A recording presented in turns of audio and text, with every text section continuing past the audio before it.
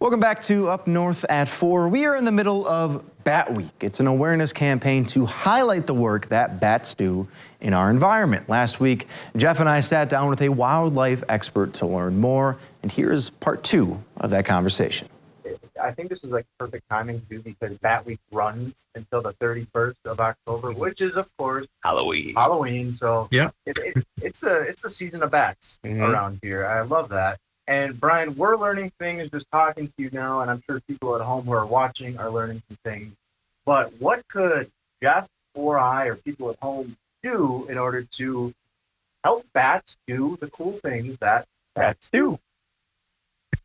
Perfect question. And I always like getting this question because this is where people can get engaged. One way is to learn about bats. I always try to encourage people to be bat advocates.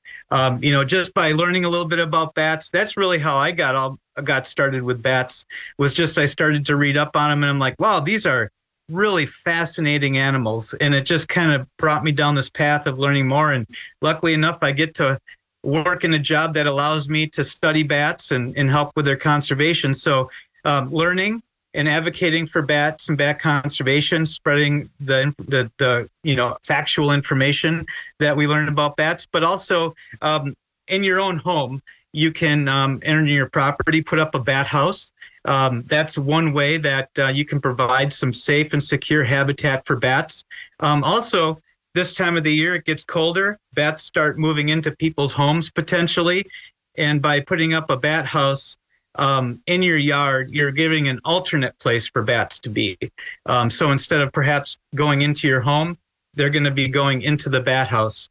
Also, another way to be engaged is to plant native gardens. There's a lot of movement to try to bring back native plantings.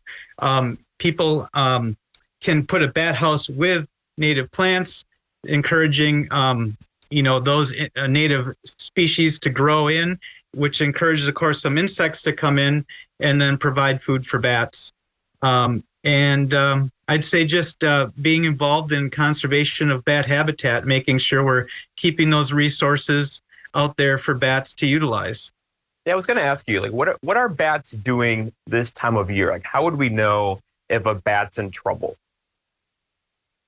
Well, this time of the year here in the north, it's getting colder, so a lot of the bats have started to move on. So there's a group of bats that are here. The eastern red bat, the hoary bat, and the silver-haired bat are some of our migratory species. So they, just like birds, actually take to the skies and head south for the winter.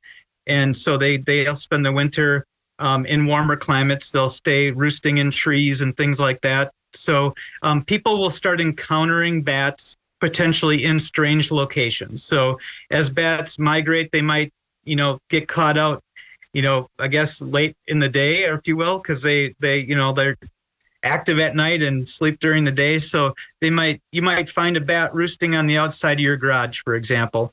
So the best thing to do is just to leave them alone. If they're in a location that's accessible by people, wear a gloved hand. You never want to handle a bat with your bare hands, but pick the bat up and move it to a safe place. Or best yet is just to leave it alone. It will go off on its own. Sometimes this time of the year, as I said, bats are migrating and moving, so they might end up being in a place where, on the ground, or they may become injured. And the best thing to do is, again, wear a gloved hand, move that bat somewhere that it's not going to be in the way or be approached by your family pet or children. Put it somewhere safe where it can take wing on its own, or contact your local rehabilitation center to help you with that potentially injured bat. Well, Brian, this has been a lot of fun chatting with you, learning not only about bats, but about Bat Week and what this week is all about. And of course, a little bit about the work that you do. So the people out there watching, bats are friends. Help the bats. Bat Week, day after day. Brian, where can people go to find more information if they do want to learn more? Well, if you'd like to find more information about Bat Week itself, it's really easy. Batweek.org is a great place to look online. Otherwise, there's some great resources out there. The Wisconsin Department of Natural Resources has a great bat program page.